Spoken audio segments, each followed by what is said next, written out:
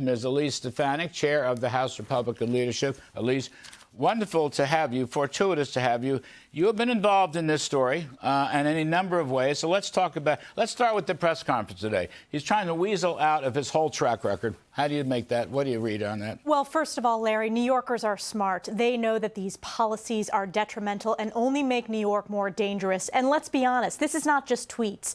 Zohran Mamdani is a seated elected official. Not only did he run for the New York State Assembly, but he has served and voted in the New York State Assembly to defund the police at every opportunity. That's a really key point. Key point. An elected official who has voted over and over and over again for the past number of years to defund the police. This is not new. And this is not just some lark going back to the riots of 2020. This is his record as an elected official. He's trying to weasel out of that, too. As an elected official, it's the candidates who he has supported on the city council. It is what he's run on in the Democrat mayoral primary. This is not what New York needs. We need a strong mayor that supports the police to bring safety and security to communities all across this great city. On top of this, he has embraced full-blown communism, Larry, with increasing taxes, government-run grocery stores. He is a true commie Mamdani. I was the first person to coin that term, and boy, does it stick because it's true. How can he? I want to stay. I wish we had more tape from this news conference. Maybe we'll come up with some more tape from this news conference. He's trying to make a case today that he said this stuff defunding the police. I'm going to come back to the anti-Semitism and his obvious hatred of Israel, which in many ways is an even greater problem, in my view. But with respect to his news conference today, he's trying to make this case that he said this bad stuff to defund the police years ago. Okay, point number one. You're rebutting that. Clearly, he's been an elected official in the New York State legislature for several terms, and he's always run on that. I think, did you just say he's also backed candidates, other socialist candidates? Absolutely. He's backed other candidates, but most important, Larry, the votes you take, you're held accountable. He can't just say these are tweets. These are so much more than tweets. The tweets are bad enough. It's the votes and the positions he's taken as assemblyman, and it is the platform which he has run on in the mayoral primary. He ran on defunding the police. This was a policy he embraced. Now he wants to run away from this. New Yorkers are smart. They see through this. And you're even seeing this is not just Republicans, Larry, not just independents, but common sense Democrat voters as well. They do not want a mayor who is defunding the police. And you know who has been silent and refused to condemn Zohran Mamdani? Kathy Hochul, the worst governor in America, the weakest governor in America. She was asked yesterday on national TV what was her response to me calling out Mamdani's tweets. She said, oh, they were just tweets, and tried to brush them aside. The correct decision for the governor of New York is we strongly support NYPD. We strongly support these brave men and women who put their lives on the line every single day that have led to these horrific tragedies. Instead, what does she say? She brushes it under the rug. She owns Kami Mamdani and his defund the police platform. Who among the Democrats, by the way, has jumped out in favor and support of what I always call the long blue line, the brave cops of the NYPD, and this special division I want to get to in a minute? Who's come out in favor of that? I haven't heard anybody say. Has anyone come out and criticized him for making those statements? No, they are bending the knee because they are so desperately afraid of the far-left radical part that has become mainstream in the Democrat Party. This is why Republicans are increasingly winning voters in New York State. If you look at the 2024 presidential election, no state moved more to the Republican direction than New York, and that's because they are fed up of single-party failed Democrat rule. All right, so now let's come back. This special group, this special division, which is there to stop protests, but it's also there to stop emergencies, just like the one we had on the horrific Monday evening killings. He doubled down today. He refused to go back on that. He's trying to lie his way out of defunding the cops, but he still wants to get rid of this special division.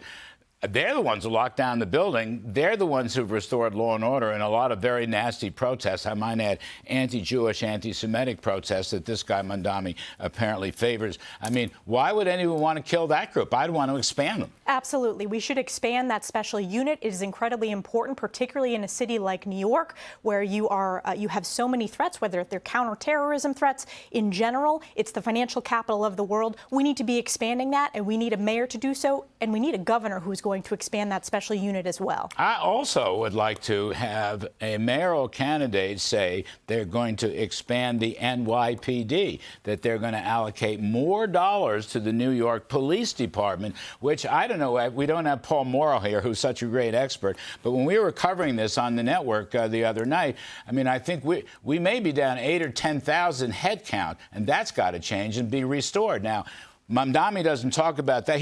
He's trying to weasel out of saying defund the police. We all know he wants to defund the police. The issue is we should be increasing the police. Absolutely. We should be increasing the budget for our police. We should be increasing our recruitment efforts. And if you look at the number of retirements, Larry, it's because there has been a significant response to these horrible defund the police, to failed bail reform, to putting criminals first, law enforcement and law-abiding New Yorkers last, which has occurred not only in New York City, but in New York State. This has become a state under Democrat leadership. They own everything. They control the state Senate, the state assembly, the governor, and the mayorship in New York. And what have they done? At every opportunity, they've turned their backs on the hardworking members in law enforcement. They've turned their backs on law-abiding New Yorkers and instead have prioritized criminals and illegals. That's why you're seeing a historic number of retirements. Correct me if I'm wrong. At no point in that press conference today say he wanted to expand the budget or the head count of the cops. At no point, by the way, did he apologize or take back the idea that New York is a sanctuary city and he will not let ICE or any border patrol,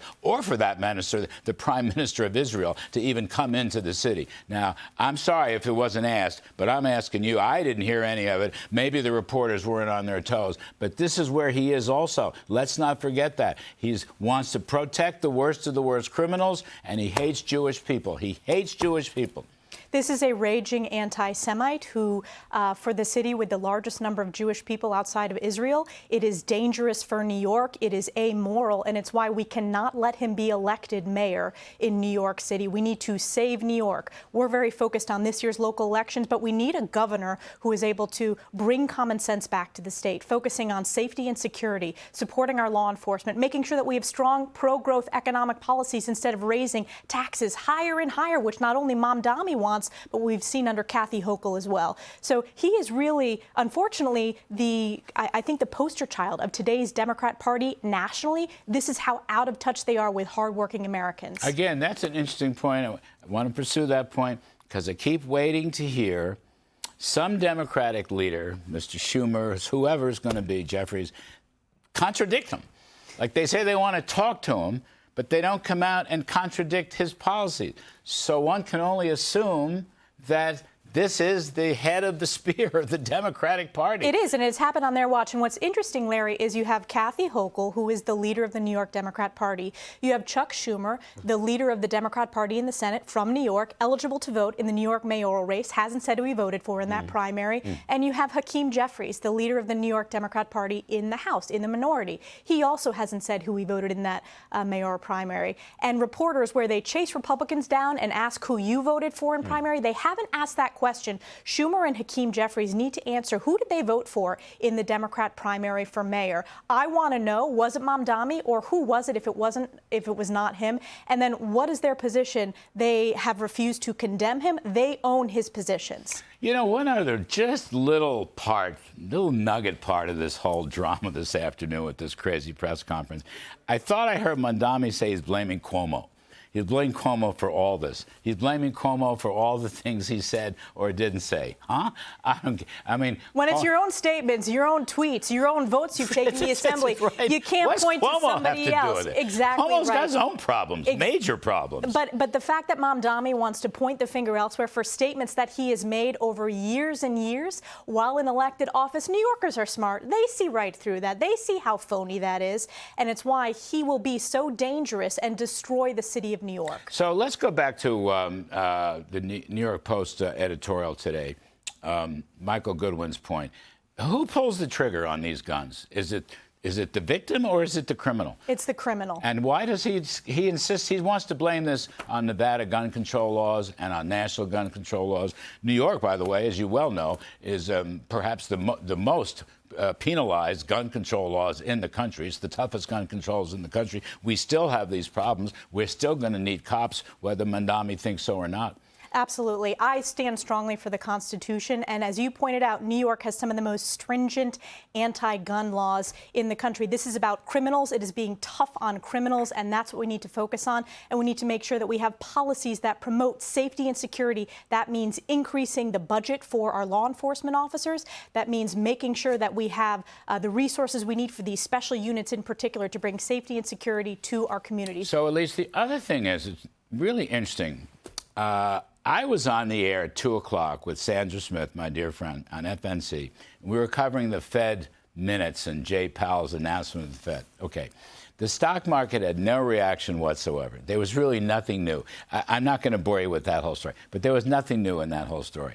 The minute the press conference starts with Mamdani, the market gaps down, it tanks down over 300 points. I don't know where it ended up. Ended up down 200 or 300 points. We are still, New Yorkers are still the financial capital of the world. If we have a guy who's going to ruin this city, that is going to ruin the financial markets, and we're all going to pay a big price. That's another angle to this story. It is, absolutely. And the world is watching this mayor's race. People, not just in this country, not just in this state, but around the world, watch what happens in the city of New York. So to have a full-blown communist, anti-Semite, defund the police mayor of New York, that is devastating to the city, to the state, to the nation, and frankly, to the financial markets. Larry, it will have a significant negative economic impact on every New Yorker, every American. And you know, people say, okay, we're going to move to Dallas, we're going to move to Miami, we're going to move. It just occurs to me, Elise Stefanik, those people who will be hurt the most by either his anti-Semitism or his lack of police support or his taxing and spending or taking over grocery stores are the least able to move. It's the working class, it's folks. The working class. It's the Trump vote that came out in the Bronx and Brooklyn in the last. They can't just get up. The billionaires can get up and move. Okay, they'll still have a great place on the 88th floor of the latest condominium. But it's the working folks in the South Bronx who can't afford to leave. That's who the policies that Mamdani has proposed hurt the most. Whether it's defund the police, it makes neighborhoods in lower socioeconomic demographics become more and more dangerous, where they need the NYPD. These high taxes hurt working class Americans. If you look at the electoral outcome in the Democrat primary, it was the working class that he actually lost. He lost working class Democrat voters. That, to me, tells you while they purport to stand for the working class, their policies are painful and detrimental to those hardworking New Yorkers. So, okay, Elise Stefanik, you going to run for governor? Well, I'm focused on this year's local election. Because this is such a historic local election, we are supporting strong, pro-growth Republican candidates all across our state. And I'm going to pay very close attention to... Are you lining up behind Curtis Sliwa? I am. I'm proud to support Curtis Sliwa. Pataki is too, by the way. Me too, for what it's worth. I strongly endorse Curtis Sliwa, particularly in this multi-candidate race. He has an opportunity, a once-in-a-generation opportunity to win, so I'm proud to support him. But there are local races. We have an important county executive race in Nassau County on Long Island. We have races all across our state. That's what we're focused on, and that will lay the groundwork to save our state once and for all. Because I'll tell you, Kathy Hochul, she truly is the worst governor in America. I dubbed her that, and it is true, and it has resonated. She is plummeting in the polls. She is losing support. Her own lieutenant governor that she handpicked is primarying her. So even within her own party, she is losing support, let alone independents who have long ago left her behind, and Republicans certainly will turn out energized to support a strong Republican candidate. Run, Elise, run. Thanks, Larry. Run, Elise, run. Elise Stefanik, one of the leaders of the Republican Party for many years, nation.